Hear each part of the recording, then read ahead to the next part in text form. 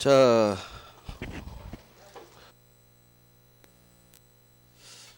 이제 과실. 저당 부동산에서 발생한 과실은 은행은 노타치. 과실은 갑이 먹습니다. 과실에는 차임채권으로 나와요. 월세는 저당권에 미치지 않는다. 월세는 노타치. 하지만 갑이 돈을 못 갚아서 은행이 경매를 칩니다. 경매. 그럼 저당권자가 채무자 갑이 돈을 갚지 못해서 경매로 날릴 건데, 경매로 날릴 때 단계가 있다겠죠. 첫 번째, 이 부동산을 압류합니다. 그래서 갑이 돈을 못 갚아서 은행이 경매 치기 위해서 이 부동산을 압류했다면, 압류한 후 수치 받게 되는 월세는 이제는 저당권 효력이 미친다. 이제는 미친다. 여기 이제는 넣어서 계속 외우는 거예요. 원래는 미치지 않아. 노타치. 하지만 압류 후 수취하는 과실에는 이제는 미친다. 자, 동그라미 1번 별 3개. 저당권의 효력은 이 저당 부동산에서 발생한 과실, 차임채권에는 미치지 않습니다. 과실은 노타치, 은행은 노타치. 갑이 챙기는 거예요. 월세. 하지만 2번 왕별, 동그라미 2번 왕별. 저당권의 효력은 저당 부동산에 대한 압류가 있은 후 얘기죠. 압류 후 수취하는 과실 차임채권에는 이제는 미친다. 이제는 미쳐요. 그래서 압류 후 동그라미하고 소수로 가는 거예요. 압류 후 수취하는 과실 차임채권에는 이제는 미친다. 자, 기억. 1번에 기억 봐요. 별 3개. 저당 부동산의 압류 전에 이 저당 부동산으로부터 발생한 차임채권에는 저당권 효력이 미치지 않는다. 자, 그러면 해결해야 돼. 어디에 동그라미 해야 돼요? 압류 전에 동그라미 하는 거. 압류 전. 그럼 압류 후로 나왔어요? 압류 전으로 나왔어요? 전이면 원칙이에요. 압류 후 숫자는 과실에만 미치니까 압류 전 이미 받아놨던 월세는 노타치지. 그래서 소수로는 미치지 않는다. 1번 원칙이에요. 원칙. 그래서 압류 전 이미 받아놨던 건 원칙대로 미치지 않아. 하지만 압류 후 숫자는 과실에는 이제는 미친다. 그래서 항상 중심 잡고 있다 없다 중심 잡고. 자, 이제 저당권의 실행. 네, 경매 파트로 갑니다. 첫 번째 볼게 저당권과 세입자 용의권과의 관계. 자, 여기 다 합쳐서 8번 나온대요. 잘 나와요. 저당권 실행. 저당권자가 경매를 쳤는데 상사이가 낙찰받았겠죠. 경락인. 여기에 누가 살고 있어요? 세입자가 살고 있어요. 지상, 전세, 대항력 있는 임차. 자, 세입자 입장에서 내가 2년 기한으로 살고 있는데 중간에 1년쯤 살고 있는데 내가 살던 아파트가 날라갔다고 생각하세요. 그러면 아직 기간 1년 남았는데 중간에 쫓겨가야 되는지 아니면 남은 기간 버틸 수 있는지, 이게 바로 저당권과 용의권과의 관계예요. 내가 남은 기간 살려면 나는 은행을 이겨야 돼. 그러면 저당권과 용의권 사이의 관계는 누가 이기고 지느냐? 기준점 성립 선후에 따라 결정돼. 저당권과 용의권과의 어떤 순서? 성립 선후예요. 즉 내가 먼저 들어왔는지, 지상전세 임차 들어왔는지, 저당권이 먼저 있는 상태에서 내가 나중에 들어왔는지. 그래서 용저가 나오고 저 용이 나오는 거예요. 그러면 내가 들어올 때, 지상전세 세 들어올 때, 임차 들어올 때 저당권이 있었어요? 없었어요? 없었잖아. 내가 선빠니까 소멸하지 않아요. 선빠니까 경락인에게 들이댈 수 있는 거예요. 선빠 첫 번째죠. 저당권보다 먼저 지상권. 그럼 빨리 내가 용의권자가 돼야 돼요. 저당권보다 내가 먼저구나. 먼저니까 소멸하지 않아요. 선빠니까 들이댈 수 있어. 남은 기간 살 수 있다는 얘기. 하지만 저당권이 있는 상태에서 내가 구후 세 들어왔어. 그러면 항상 용익권이 내가 돼야 돼. 저당권이 박혀 있는 부동산에 내가 구후 지상전세 임차 들어왔다. 나는 후빠. 후빠니까 경매로 날아가면 소멸. 후빠니까 소멸. 후빠니까 경락인에게 들이댈 수는 없다로 끝나요. 두 번째. 저당권이 설정된 후 용익권이구나. 느껴봐. 저당권이 밖에 있는데 구후 세 들어왔구나. 나는 후빠구나. 후빠니까 소멸. 경매 매각됐을 때 후빠니까 소멸. 후빠니까 들이댈 수 없다. 자, 그러면 우리가 여기까지 했단 얘기죠. 내가 먼저구나. 선빠. 빨리 머릿속으로 선빠. 선빠니까 소멸하지 않아요. 선빠니까 들이댈 수 있어요. 하지만 저당권이 밖에 있는데 구후 내가 세 들어왔구나. 나는 후빠구나. 후빠니까 소멸. 후빠니까 들이댈 수는 없다. 쫓겨간다. 이사 가야 돼. 이사. 자, 그러면 여기까지가 정리해보죠. 저당권과 용익권과의 관계. 동그라미 1번. 경매 매각으로 모든 저당권은 소멸합니다. 모든 저당권은 경매 매각으로 소멸합니다. 이거 기초예요. 기초. 1번부터 100번까지 은행 저당권이 있었다. 다 소멸합니다. 모든 저당권 소멸. 모든에 동그라미 하시고. 자, 동그라미 2번. 저당권과 제3자의 용익권과의 우열은 이기고 지고는 어떻게 결정되느냐. 저당권과 용익권의 성립 선후에 따른다. 이 말이에요. 등기 선후, 대항력 갖춘 시점 선후예요. 그래서 용저 저용이 나와. 자, 이제 양거래 1번.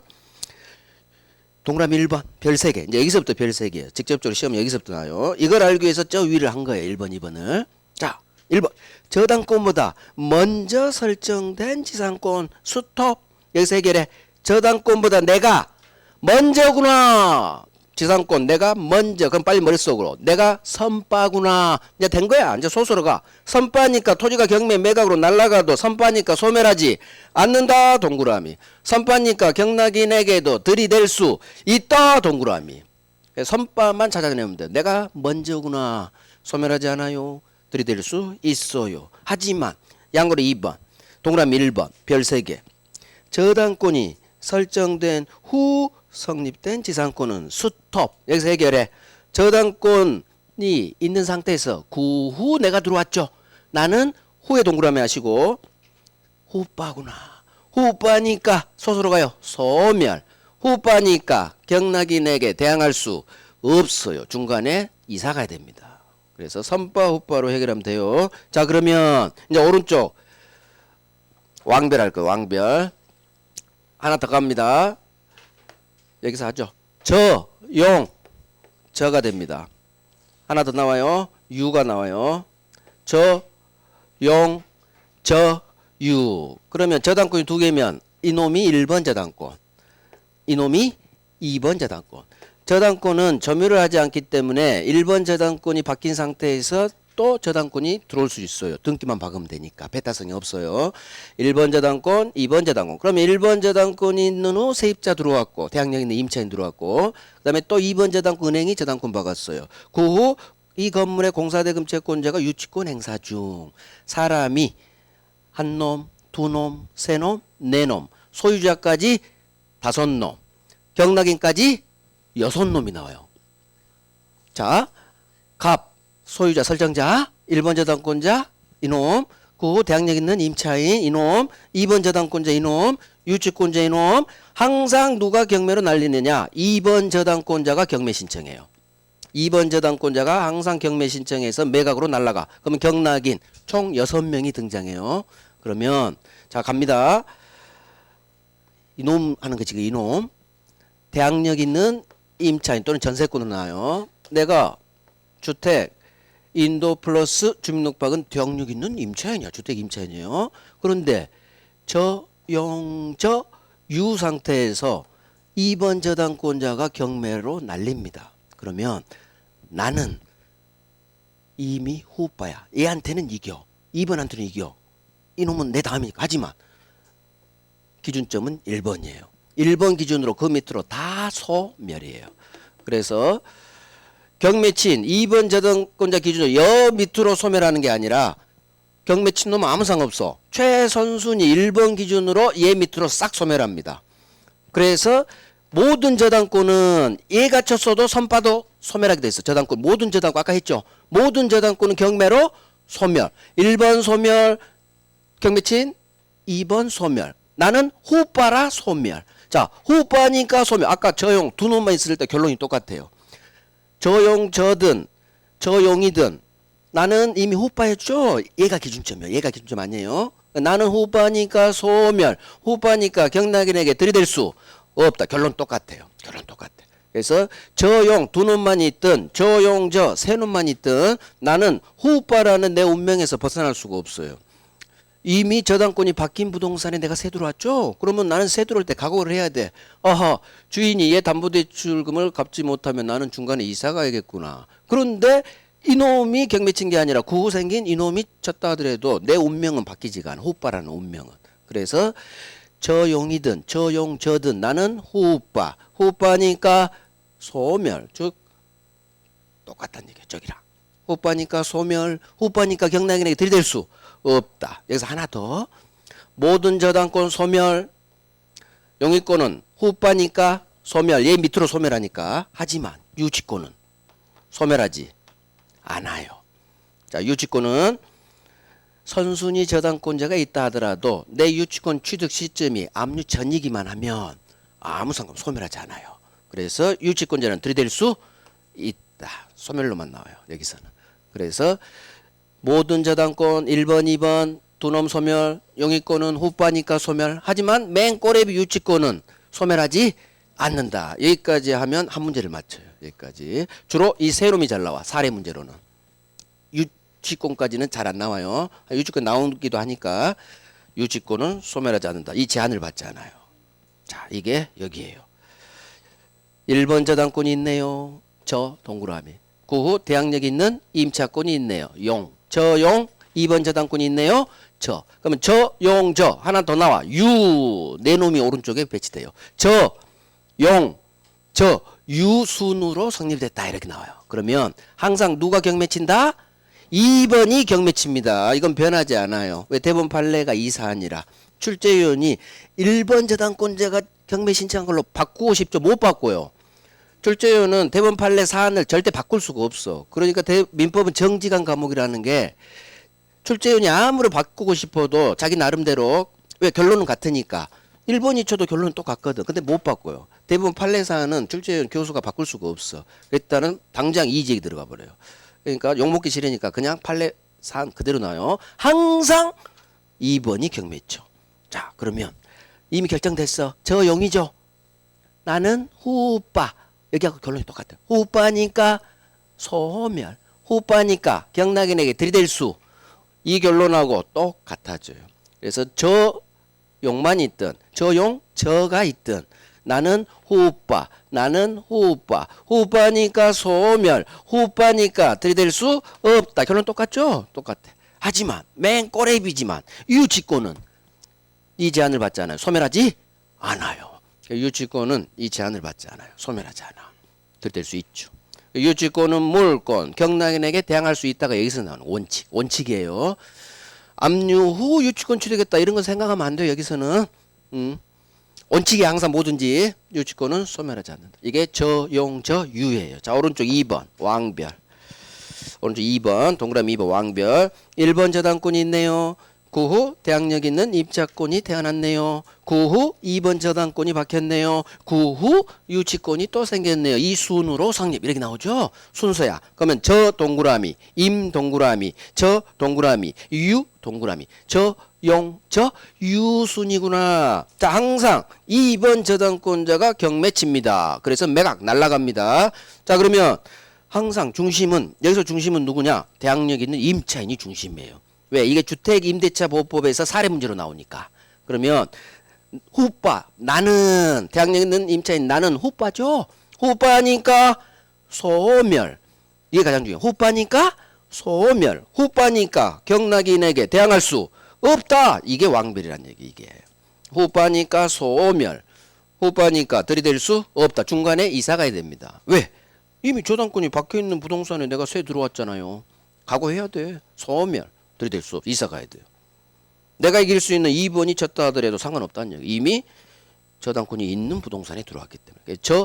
저용이든 저용저든 결론은 얘기죠? 결론이 똑같죠? 똑같아. 유치권만 예외. 유치권은 소멸하지 않아. 소멸하는 건 3개. 1번 저당권, 2번 모든 저당권 소멸. 임차권은 후빠니까 소멸. 유치권은 소멸하지 않는다. 그게 기억이죠. 기억은 별 3개. 유치권은 경매 매각으로 소멸하지 않아요. 맨 꼬레비지만 소멸하지 않아. 이 제한을 받지 않아요. 경락인에 그래서 들이댈 수 있다. 이게 원칙. 유치권 제3자 경락인에 대한 원칙이에요. 여기서는 압류 후 취득 그딴 건 안 나와요. 원칙만 나와요. 원칙만 생각하면 돼요. 자, 이제 두 번째 저당권 실행의 두 번째 파트 법정지상권. 자, 이제 법정지상권을 관습법상 법정지상권은 우리가 기초만 잡았고 이제 여기서 어느 정도 조금 더 나갈 거예요. 저당권에서 먼저 나가야 돼요. 법정지상권 하면 법이 주는 지상권 느낌 왔고, 그럼 항상 동일하다가 달라져야 돼. 갑소유 토지에 갑소유 건물, 토지 건물 소유자가 갑갑 동일해요. 자, 그런데 여기에 갑이 토지에 밑에 토지에 저당권을 박았다. 그런데 설정자 갑이 돈을 갚지 않으니까 저당권자가 경매로 날립니다. 토지만 저당권 박았으니까 토지만 날라갔겠죠? 토지가 날라가. 토지가 을이 낙찰받았다고 해봐요. 그러면 토지는 소유자가 경매로 을로 바뀌고 건물은 안 날라갔으니까 여전히 갑소유. 토지 건물 소유자가 갑갑 동일하다가 저당권자가 실행한 경매로 저당권자 실행 경매로 을갑으로 달라졌어요. 그러면 남의 땅 위에 건물이 생기면 이 건물 소유자 갑은 이 토지를 사용할 수 있는 권리를 취득해야 철거를 안 당해요. 그런데 토지를 낙찰받은 을은 절대 갑한테 토지 사용권을 계약을 해주지 않아요. 왜? 을은 왜 이 토지 건물이 있는 상태에서 토지만 낙찰받았느냐? 이 기존 건물은 철거시키고 새로 건물 올릴 생각으로 낙찰받은 거예요. 그러니까 건물 소유자가 찾아와서 나한테 전세 좀 주세요. 임대차 좀 해줘 하면 안 받아들인다. 그러면 결국 남의 땅 건물은 토지 사용권이 없는 한 철거될 운명. 얘는 절대 철거시킬 생각이니까 권리를 안 줘. 그러니까 이 건물은 철거되죠. 그런데 우리 민법은 검소한 민법. 건물이 철거되는 꼴, 돈이 무너지는 거야. 아직도 쓸만한 건물이라. 그래서 법이 나섰죠. 법이 이 건물 철거를 막기 위해서 건물 소유자한테 지상권을 법이 주는 거예요. 이게 바로 법이 주는 토지 지상권이에요. 법정 지상권 제도예요. 그리고 법이 주는 건물 소유자가 주는 이 지상권은 건물 철거를 막기 위해 나온 제도예요. 그래서 저 법조문이죠. 건물 철거를 막기 위해서 건물 소유자라 하여금 30년짜리 지상권을 줘버려. 30년짜리. 을은 엿됐어. 30년 동안 묶여버려. 새벽에 못 봐도. 새로 건물 올려서 임대사업 좀 하려고 했는데 낡은 건물에 월세 몇 푼도 못 받는 지료만 받아요. 30년 동안. 이게 바로 건물 철거를 막기 위해서 나온 제도, 법정 지상권 제도예요. 토지 소유자의 권리를 제한하고 오로지 민법은 그때 60년이라 못 살았잖아. 우리나라가. 건물 철거되면 돈이 무너지니까 건물 철거를 막기 위해 이 제도가 나온 거예요. 법정 지상권 제도. 그래서 저당권자가 실행한 경매로 달라지면 저당권의 성문 법 규정이 있어요. 저당권, 법정 지상권. 그런데 토지 건물 소유자가 동일하다가 저당권자 실행 경매가 아닌 토지만 매매로 팔았거나 또는 일반 채권자가 강제 경매로 날려서 달라진다. 그럼 법 조문이 없어요. 법 조문이 없는데 구조는 똑같죠. 그러니까 대부분이 관습법상으로 법정상권을 똑같이 주는 거예요. 그래서 어떤 원인으로 달라지느냐에 따라 저당권자가 친 경매로 달라지면 저당권 법정지상권, 매매 기타 강제 경매로 달라지면 관습법상 법정지상권. 근거는 중요하지 않아. 지상권을 취득하게 돼서 건물 철거를 막자 그거예요. 그래서 이 법조문 저당물의 경매로, 이 얘기는 저당권자가 친 경매로 그 말이에요. 저당권자 실행 경매로 토지와 건물이 달라졌네요. 다른 소유자에게 속해 동일하다가 그 말이 전제되어 있는 말이에요. 그래서 저당권자 실행 경매로 동일하다가 달라진 경우 자 법조문 그대로 나와요. 이렇게 토지 소유자는 을은 건물 소유자 갑에 대하여 30년짜리 지상권을 설정해 준 걸로 법이 본다. 그래서 항상 우리 지문 속에 토지 소유자가 건물 소유자한테 지상권을 설정해 준 걸로 본다면 법정 지상권 지문이에요. 그러면 아까 전세권에서 대지의 특별 승계인 새 토지 소유자는 건물 소유자인 전세권 설정자에 대하여 지상권 설정한 걸로 본다. 그게 아까 했던 전세권에 있는 법정 지상권. 똑같다고 구조가. 대지의 특별 승계인 토지 산 놈이죠. 토지 건물 중 토지만 산 놈은 대지의 특별 승계인은 건물 전세준 설정자 건물 소유자 설정자에 대하여 30년짜리 지상권을 설정한 걸로 법이 본다. 이게 전세권에 있는 법정지상권. 이건 저당권자 실행 경매니까 저당권에 있는 법정지상권 법조문이에요. 자, 그래서 이 지문 저당물 경매로 이 말은 저당권자 실행 경매로 토지 건물 소유자가 동일하다가 달라졌어요. 그러면 토지 소유자는 건물 소유자에게 30년짜리 지상권을 설정해 준 걸로 법이 본다. 자, 이게 법정지상권 법조문이에요. 그래서 동그라미 1번 그대로 저당물 경매로 토지와 건물이 달라졌어. 그러면 토지 소유자는 건물 소유자한테 30년짜리 지상권을 설정해 준 걸로 법이 본다. 이거 그대로 놔요. 맞는 지문. 이건 장난을 못 치겠지. 그래서 그렇지. 법조문이네. 맞네. 법정지상권 개념. 저당권 법정지상권. 자, 이제 시험은 이게 나와요. 아이고. 성립요건 잘못됐죠. 이거 없어요. 아, 없앨 필요는 없지. 여기만 잘못됐으니까. 성립요건. 자, PPT 하다가 저기 법정지상권은 오타야, 오타. 삭제해야 되는데 복사 붙여놓고 이걸 지워야 되는데 못 지워버렸네. 자, 성립요건 여기서 끝나야 된다고. 너는 사라져. 여러분 교재하고 아무 상관없어요. 예? 자, 이렇게 보는 거. 성립요건. 첫 번째. 교재로 봐봐요. 저당권 설정 당시 반드시 건물이 있을 것. 이게 첫 번째 성립요건. 저당권, 은행이 저당권 박을 때 뭐가 있어라? 건물이 있어야 돼요. 이 건물이 나중에 달라지면 법정상이 태어나. 이 건물 소유자한테. 설정 당시 건물이 존재할 것. 방거리 1번. 자, 목 잡아요. 방거리 2번. 설정 당시 시점을 기준으로 토지 건물 소유자가 동일할 것. 자, 항상 어느 시점을 기준으로 동일해야 되느냐. 저당권에서는 설정 당시 시점을 기준으로. 여기 볼게요. 목차 있어. 여기 있네. 어느 시점 기준? 설정 당시 시점을 기준으로 동일하다. 나중에 달라져야 돼요. 우리 아까 했죠. 관습법상 법정지상권은 처분 당시, 압류 당시 시점을 기준으로 동일해야 돼요. 이 세 개를 한꺼번에 해요. 이제 관습법상 법정지상권은 어느 시점, 어느 시점을 기준으로 토지 건물 소유자가 동일해야 되느냐. 매매는 처분 당시, 강제 경매는 압류 당시라겠어. 그러면 저당권 법정지상권은 어느 시점? 저당권 박을 당시에요. 저당권 박을 당시 시점을 기준으로 동일해야 돼요. 자, 이 시점이요. 토지 건물 소유자 항상 동일하다가 달라져야 되는데 박을 당시 동일해야 돼. 저당권 박았죠? 박을 당시 동일하다가 달라지면 이 건물의 법정상이 태어난다는 얘기. 자, 그러면 이제 여기 볼 거예요.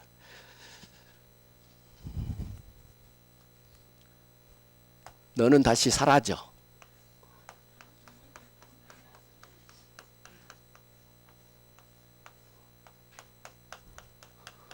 성립요건. 저당권 은행이 박을 때 건물이 반드시 있어야 돼요. 그래야 나중에 달라지면 법지가 태어나. 자, 이제 설명 들어요. 설명. 건물이 있기만 하면 이 건물은 미등기라도 상관없어요. 뭐가 건물이라도 상관없어. 건물이 있기만 하면 등기 안 된 미등기 건물이든 허가 받지 않은 뭐가 건물이든 나중에 달라지면 다 법정상권 태어난다. 첫 번째. 두 번째. 이 건물이 은행이 토지의 저당권 박을 때 완성된 건물이 아니라 이제 기본 터프하고 막 올라가고 있어. 건축 중. 아직 완공된 건물이 아니죠. 하지만 은행이 토지의 저당권 박을 때 건물이 올라가고 있죠. 새끼 건물. 그러면 나중에 완공되겠죠. 그 완공됐다면 법정은 태어나는 거예요. 그래서 미등기 뭐가 건물 법정상권 된다. 긍정으로 끝나요. 나중에 성립한다. 그 다음 건축 중인 건물 아직 독립된 건물이 아니야. 이제 올라가니까 상관없어요. 나중에 완공되면 나중에 법정상권 태어난다. 두 번째 세 번째 건물이 있기만 하면 건물 소유자인 갑이 이 건물을 증축했든 개축했든 아예 낡아서 철거 후 신축했든 저당권 박을 때 건물이 있기만 하면 증축됐든 개축됐든 아예 철거 후 기존 건물이 사라지고 새로 올라왔든 상관없어요. 나중에 달라지면 법정상권 태어난다. 결국 법정상권이 성립하느냐 성립하지 않느냐가 우리 시험 문제예요. 소수로서 하면 법정상권이 성립할 수 있다, 성립할 수 있다, 성립할 수 있다, 아니면 성립할 수 없다, 성립할 수 없다. 이걸 가려내는 게 우리 공부 대상인데 법정상권 성립하는 건 세 가지. 건물이 있기만 하면 미등기 뭐가라도 됩니다. 건축 중인 건물이라도 됩니다. 건물이 있기만 하면 기존 건물이 증축 늘어났든 고쳐졌어 개축이 됐든 아예 철거된 후 신축됐든 다 됩니다. 이렇게 한꺼번에 하는 거예요. 건물이 있기만 하면 미등기 뭐가 건물 나중에 태어납니다. 건축 중 건물도 나중에 완공됐다면 태어납니다. 기존 건물이 있기만 하면 증축돼서 커졌든 개축으로 좋아졌든 아예 철거 후 새로 건물이 올라갔든 법정상권 됩니다. 이 세 개를 한꺼번에 하는 거예요. 여기는 나온 적이 없고 우리 기출이 이 두 개만 나와요. 이 두 개만. 근데 이걸 알아야 여기 대본 판례를 또 알 수가 있게 돼요. 자, 그러면 설정 당시 건물이 있기만 하면 이제 교재 가는 거예요. 동그라미 1번 별 3개. 토지의 저당권 설정 당시 존재하는 건물이 설사 미등기 상태였다 하더라도 그 건물을 위한 법정상권은 성립할 수 있다. 자, 법정상권 태어나는 거예요, 지금. 그럼 미등기만 동그라미 하는 거예요. 앞으로 세트. 미등기 뭐가 건물은 다 권리 줍니다. 앞으로 특별법까지 이게 세트로 가요. 미등기 주택도 주택임대차 보호법이 적용되는 거예요. 저 세트예요. 미등기 뭐가 건물이라도 권리 다 태어납니다. 주임법도 작동돼서 미등기 주택에 내가 세 들어갔다. 주택임차인다. 보호됩니다. 이유.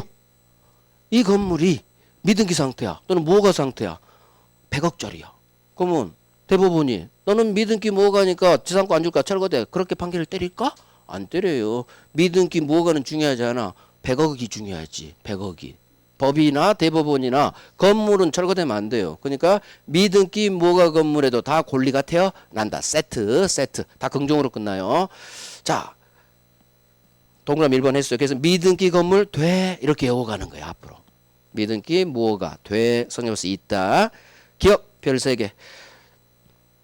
토지의 저당권 설정 당시 눈으로만 봐요. 그 지상 건물이 토지 소유자에 의해 건축 중 거기만 동그라미 건축 중이었구나. 즉 이제 올라가고 있구나. 건물이 소수로 가요. 법정상권 성립한다. 긍정으로 끝나요. 나중에 완공되겠죠. 이 완공된 건물을 위한 법정상권 태어납니다. 그래서 건축 중이었다면 아직 두 번째 이제 눈으로만 봐요. 밑줄 두 번째 줄 세 번째 줄은 밑줄 그딴 거 하면 안 돼요. 건축 중하고 소수로만 밑줄 동그라미가 들어가야 돼. 자, 건축 중이었던 경우 사회통념상 아직 독립된 건물로 볼 수 있는 정도까지 이르지 않았다 하더라도 나중에 건축이 진전돼서 이제 완공됐다면 그만 숨어져 있어. 그러면 이 건물 완공된 건물에 법정상권 태어난다. 건축 중 돼. 이렇게 오면 돼요. 자, 이제 니은은 눈으로만 봐요. 일단 건물이 있었다면 이 건물이 증축돼서 개축돼서 철거 후 신축됐다 하더라도 이 건물을 위한 법정상권 태어납니다. 자, 이제 그거는 나중에도 되고 안중에 시험에 한 번도 안 나왔으니까 안중에. 자, 이제 갑니다. 여기 왕별. 법정상권 가장 중요한 거 여기에요. 토지의 저당권 설정 당시 건물이 있었어요, 없었어요? 없었어. 은행이 토지의 저당권 박을 때 건물이 없어요. 나대지지. 저당권 박을 때 건물이 없었어. 그 후 갑이 건물을 나중에 올렸다면 이 첫 번째 성립요건 탈락이죠. 은행이 저당권 토지에 박을 때 건물이 있어야지 이 건물의 법정사용권이 태어나는 거예요. 근데 건물이 없었죠? 그럼 빨리 머릿속으로 나대지구나. 나대지 후 나중에 올라간 건물에는 절대로 법정사용권 태어나지 성립하지 않습니다. 이게 어마어마하게 중요해요. 어마어마하게. 왕별이야. 왕. 그래서 2번 동그라미 2번 왕별 기억 왕별. 자 2번 토지의 저당권 설정 당시 건물이 없었구나. 없었다의 동그라미. 즉 토지 저당권 설정에 건물이 없었다는 얘기는 이 토지는 무슨 토지? 나대지구나. 나대지 세 글자로도 두고 이렇게 없었구나. 이렇게 다 떠요. 우리 모든 기출이 다 이렇게 제가 다 넣어놓은 거예요. 자, 토지의 저당권 은행이 받을 때 건물이 없었어. 그 후 건물이 축조됐구나. 나대지 후 건물에는 소수로 가요. 법정사용권 성립하지 않는다. 작년 정답 지문 기출 6번 맨날 정답 지문. 작년도 이거 지문 하나만 알면 저당권 한 문제 맞췄다는 얘기야. 나대지만 찾아냈다면. 그래서 항상 중요한 데다 정답 지문 박으니까 건물이 없었어. 빨리 나대지. 아니면 나대지라는 세 글자가 또 우리 시험 지문에 나대지 후 건물 이렇게 나와요. 그럼 또 나대지죠. 나대지는 무조건 부정으로 끝나요. 성립하지 않는다. 않는다. 왕별이에요. 자, 기억은 살짝 어려워. 기억 왕별. 저당권이 설정된 토지 위에 건물이 축조된 후 토지 경매로 토지 건물이 다른 소유자에게 속한 경우 과연 이 건물의 법정사용권이 성립하느냐 성립하지 않느냐 싸우며 있다 없다 싸우며 그러면 기억에 어디에 내가 동그라미에서 있다 없다를 판단하고 싶어요. 저당권이 설정된 토지 된 거기에 동그라미 저당권이 설정 된 토지 구후 건물. 자, 건물 앞에 구후를 넣어요. 먼저 토지의 저당권이 설정됐죠. 토지의 저당권이 설정된 후 건물이 축조됐구나 이렇게 이해하셔야 돼. 그래서 토지 저당권이 설정된 후 넣어서 건물 축조 이렇게 계속 이해하세요. 그러면 아하 나대지 후 나중 건물이구나. 너도 나대지 지문이구나. 여기서 나대지를 끄집어내야 돼요. 이게 나대지 지문에서 제일 어려운 지문이에요. 왜? 나대지란 세 글자가 없고 후 건물 후자도 생략해 버렸어. 그러니까 이 기억 지문에 앞만 보는 거예요. 저당권이 설정된 토지 그 후 건물 축조 여기만 보는 거예요. 중간은 앞으로 보지도 마요. 소수로 가. 너는 나대지 후 건물이구나. 나대지 후 건물에는 법정사용권 태어나지 않는다. 결국 단어 3개를 잡습니다. 동그라미 2번 중간 토지 저당권 설정 당시 여기 건물이 없었구나. 토지에 저당권 할 때 건물이 없었구나. 나대지 뽑아내고 그 다음에 아예 나대지 세 글자가 또 나대지 그 다음 기억 저당권이 설정된 토지 위에 그 후 건물이구나. 나대지 후 건물이구나. 이 나대지를 뽑아내면 되는 거예요. 그럼 소수로는 고정. 법정사용권 성립하지 않는다. 않는다. 이렇게 끝나면 맞는 지문이 된다는 얘기예요. 나대지 후 건물에는 법정사용권 성립하지 않아요. 자, 동그라미 3번 하나 갑니다. 자, 이거 갈 거예요. 아까 철거 후 기존 건물을 철거한 후 신축된 건물에도 나중에 이렇게 달라지면 법지가 태어난다겠어. 그런데 유일한 예외가 있어요. 공동저당이야. 갑이 토지에도 저당권 받고 이 건물에도 저당권을 박았어요. 자, 그럼 부동산 2개 이상의 저당권을 박은 걸 공동저당이라고 해요. 근저당 다음 목차 공동저당. 토지에도 저당권 받고 1억 빌고 건물에도 갑이 1억 빌려서 저당권을 박았어. 그런데 이 건물 소유자가 저당권 박을 때 동일했고 설정 당시 건물이 있었죠. 자, 갑이 건물을 철거해. 공동저당이 박힌 후 동일인 소유 토지 건물에 여기에도 저당권, 건물에도 저당권, 공동저당권이 설정된 후 갑이 무슨 짓거리를 하느냐? 건물을 철거해요. 공동저당 이 네 글자가 떠요. 저게 중심이요. 자, 지금 이해를 해볼 거예요. 공동저당 즉 토지에도 저당권 받고 건물에도 저당권 받고 그 후 건물을 철거하고 건물을 갑이 새로 올려요. 철거 후 신축했죠. 그러면 원래는 공동저당만 아니면 기존 건물이 있었다면 기존 건물 철거하고 신축해도 나중에 달라지면 법정에 태어난다겠어요. 그런데 공동저당의 경우에는 달라요. 성립하지 않아요. 이 신축 건물에. 이 신축 건물에 나중에 달라지면 법정에서 성립하지 않아요. 왜 그러느냐? 왜 공동저당 둘 다 저당권 박은 후 철거 후 신축한 이 신축 건물이 나중에 달라지면 왜 여기에는 30년짜리 지상권을 우리 대법원이 주지 않느냐? 이유가 있어요. 자, 일단 공동저당권이 설정된 후 기존 건물이 철거되고 그 후 신축됐죠? 여기는 철거 후 신축됐다 하더라도 설정당시 건물만 있었으면 나중에 달라지면 법정 성립해. 근데 여기는 공동저당 이 네 글자 때문에 결론이 바꿔버려. 이 신축 건물을 위한 법정상은 태어나지가 않아요. X에 X 태어나지 않아. 그러면 외우면 되는 거야. 공동저당 나오면 성립하지 않아. 이렇게 결국 외울 거요. 그러면 그냥 여기서 넘어가요. 이해를 한번 시켜줘. 여러분들은 공부 자세가 됐어. 이해를 하려고 하는 이해를 시켜드릴게요. 저는 이해 잘 시켜드려.